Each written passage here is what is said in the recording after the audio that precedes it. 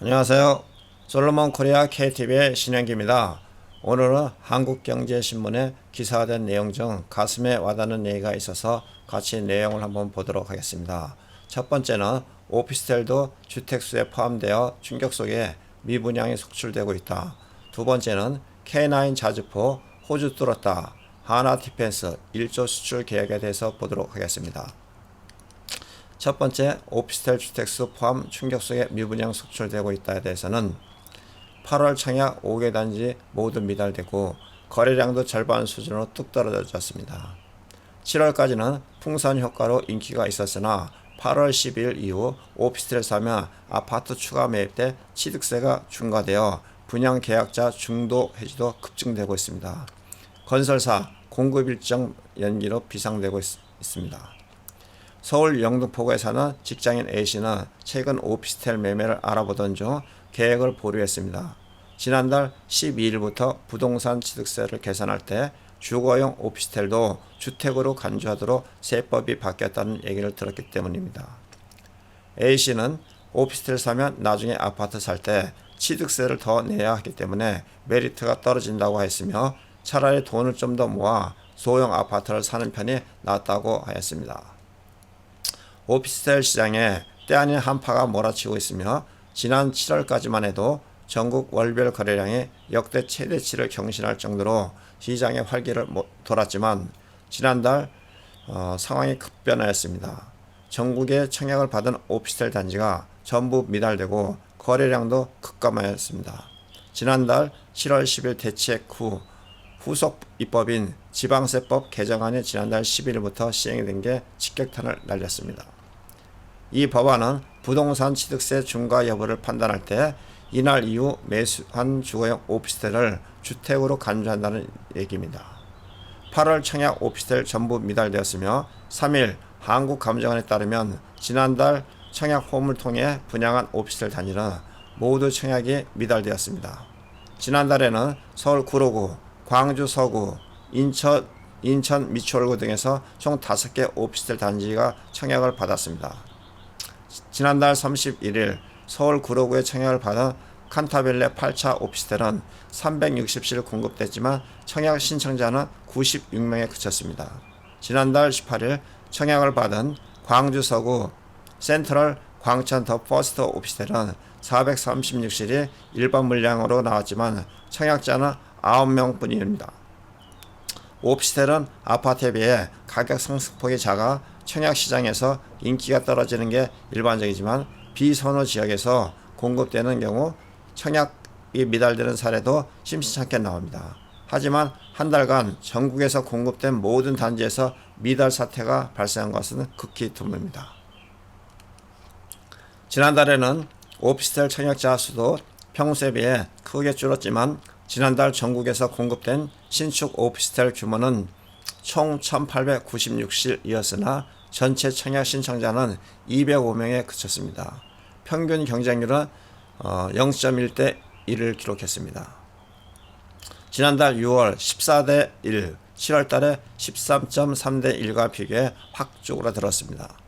오피스텔은 거래량도 감소세로 돌아섰으며 국토교통부에 따르면 전국 오피스텔 거래량은 지난 7월 역대 최대치인 4,636건을 기록했습니다. 6월 거래량도 4,574건으로 비슷한 수준이었으나 하지만 지난달에 2,233건으로 반토막이 났습니다. 분양업계도 비상이며 부동산 전문가들은 오피스텔 시장이 침체로 돌아선 것은 취득세를 중과할 때 주거용 오피스텔을 주택수에 포함하기로 한 것이 결정적이라고 분석했습니다. 과거 오피스텔은 주거용으로 사용될 경우 양도소득세, 종합소득세 계산 시에만 보유주택수에 포함되었습니다. 지난달 12일부터 지방세법 개정안이 시행되면서 이날 이후 오피스텔을 구매해 주거용으로 사용하면 추가로 주택을 매입할 때 취득세가 중과되게 되었습니다. 수도권 등 조정 대상 지역에서 주거용 오피스텔 한 채를 사놓으면 향후 아파트를 살 때 취득세가 8%가 부과됩니다. 주거용 오피스텔을 2채 사면 취득세율은 12%로 올라갑니다. 정부 발표가 나온 뒤 건설업계는 비상이 걸렸습니다. 한 분양업체 관계자는 7월 10일 대책 발표 후 분양 오피스텔 계약을 중도 해지하는 경우가 눈에 띄었으며, 한 중견 건설사 대표는 올 하반기 오피스텔 분양을 준비 중이었는데 시장 상황이 나빠져 분양 일정을 미뤄야 하나 고민 중이라고 했습니다. 장지현 리얼투데이 리서치 본부장은 최근 아파트 규제가 강해지면서 오피스텔이 잠깐 인기를 끌었지만 이번 정부 발표를 계기로 시장 분위기가 다시 얼어붙을 가능성이 크다며 입지와 상품성에 따른 양극화 현상이 더 심화될 것이라고 전망하였습니다. 본 내용은 정연일 기자가 올린 기사입니다. 다음은 K9 자주포 호주 뚫었다. 하나디펜스 1조 수출 계약이 되었습니다.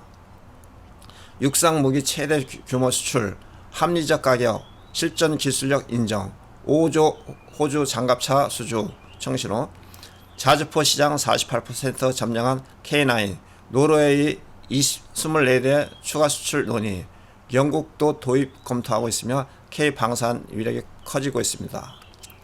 국산 명품 무기인 K9 자주포가 호주에 수출됩니다. 터키, 폴란드, 인도, 핀란드 등에 이어 7번째입니다. 선진국 방산 시장을 뚫고 대규모 수출 계약을 따내며 한국산 무기의 우수성을 입증했다는 평가가 나옵니다. 이성수 하나디펜스 사장은 호주는 영미권의 군사 기밀 정보 공유 동맹체 파이브 아이즈 일원으로 세계 무기 시장에서 미치는 영향이 큽니다. 선진국의 까다로운 심사를 뚫어내면서 한국산 첨단 무기 수출길이 더욱 넓어질 것으로 기대되고 있습니다. 호주 정부는 3일 K9 자주포를 육군 현대화 프로젝트 중 하나인 랜드 8116 자주포 획득 사업의 단독 우선 공급자로 선정했다고 밝혔습니다. K9 제작자인 하나디펜스는 호주 법인을 주축으로 호주 정부와 가격 협상 등을 한 뒤 양산 계약을 맺을 예정입니다. 1차로 K9 자주포 30문과 K10 탄약 운반 장갑차 15대를 납품합니다. 호주 정부는 이번 사업에 총 13억 호주 달러 약 1조 1천억 원의 예산을 편성했으며 육상 무기 수출로는 최대 규모입니다. 하나디펜스는 두 번째 도전 끝에 호주 시장을 뚫었으며 2010년 경쟁 입찰을 거쳐 호주 육군 자주포 사업의 우선 협상 대상자로 선정됐지만 호주 정부의 예산 문제로 2012년 최종 계약이 취소되었습니다. 호주는 자주포 대신 저렴한 견인포를 도입했다가 전력 보강 한계를 느끼고 하나를 다시 찾아 계약을 타진하였습니다.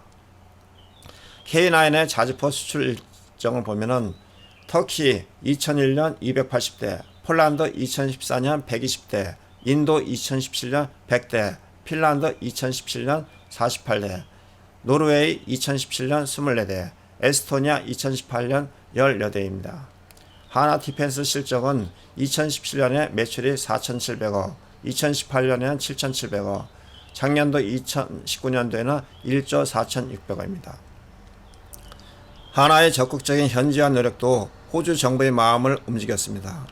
하나는 빅토리아주 질롱시에 K9 현지 생산 시설을 구축할 예정이며 회사 관계자는 현지 중소업체들과 계약을 맺고 인력 교육, 정비, 보수 등 사후 서비스를 제공할 계획이라고 하였습니다. K9 자주포는 하나디펜스, 옛 삼성테크원과 국방과학연구소가 1998년 국내 기술로 독자 개발하였으며 현재 한국군이 1,300여 문을 운용하고 있으며 세계 곳곳에 수출되고 있습니다. 2001년 터키에 280대를 첫 수출한 뒤 폴란드, 인도, 핀란드, 노르웨이, 에스토니아 등 수출하였으며 하나는 노르웨이와 24대 추가 수출을 논의하고 있는 것으로 알려졌습니다. 스톡홀름 국제평화연구소 따르면 2000년도부터 2017년 세계 자주포 수출 시장에 K9 자주포가 48%를 차지할 것으로 나타났습니다. 5조 원 걸린 호주 장갑차 사업도 청신호이며 세계 곳곳에서 K9을 원하는 까닭은 탁월한 성능 때문이며 K9은 자동화된 사격 통제 장치, 포탄 이송과 장전 장치를 탑재한 사격 명령을 접수한 지 30초 이내 탄을 발사할 수가 있습니다. 15초 이내 최대 3발, 3분 동안 연속 18발을 사격할 수 있어 초기에 적을 무력화시킬 수 있습니다. 최대 사거리는 40km에 달하며 K9의 실전 능력은 2010년 북한이 연평도 도발할 때 검증되었습니다. 당시 K9은 기습을 당한 상황에서도 곧바로 대응 사격을 실시하였으며 북의 도발 지점을 정확히 추적해 원점 타격에 나선 K9의 포격 사진은 전세계 언론에 등장해 유명해졌습니다. 방산업계 관계자는 무기 도입을 검토할 때 가장 중요하게 평가하는 요소 중 하나가 실전 경험이라고 말했습니다. 세계적으로 자주포 수요는 더욱 늘어날 추세이며 영국도 K9 도입을 검토하고 있는 것으로 알려졌습니다. 자주포는 전차와 달리 공격보다는 방어에 초점을 둔 무기이며 합동참모본부 공보실장 대령 출신의 엄효식 하나디펜스 상무는 자주포 도입은 전차보다 주변국을 덜 자극하며 전쟁 억지력을 높이려는 국가를 중심으로 수요가 늘어날 것으로 보고 있습니다. 하나디펜스가 개발한 장갑차 레드백도 5조 원이 걸린 호주 육군의 미래 궤도형 장갑차 도입 사업에 독일 라인메탈 디펜스와 함께 최종 후보에 올라가 있습니다. 본 내용은 최민수 기자가 올린 기사입니다. 이상으로 오피스텔 주택수 포함 충격 미분양 속출되며 K9 자주포 호주 뚫었다. 하나 디펜스 1조 수출 계획에 대해서 말씀드렸습니다. 아직 구독 신청하지 않으신 분은 구독 신청해 주시고 본 내용이 좋다고 생각되시면 좋아요 눌러주시면 감사하겠습니다. 본 내용은 솔로몬 스토어 010-3003-3190 다음 카페 야후건축 솔로몬 건설 분쟁 연구소와 카카오톡, T, 페이스북에서 본 내용을 같이 공유하도록 하겠습니다. 감사합니다.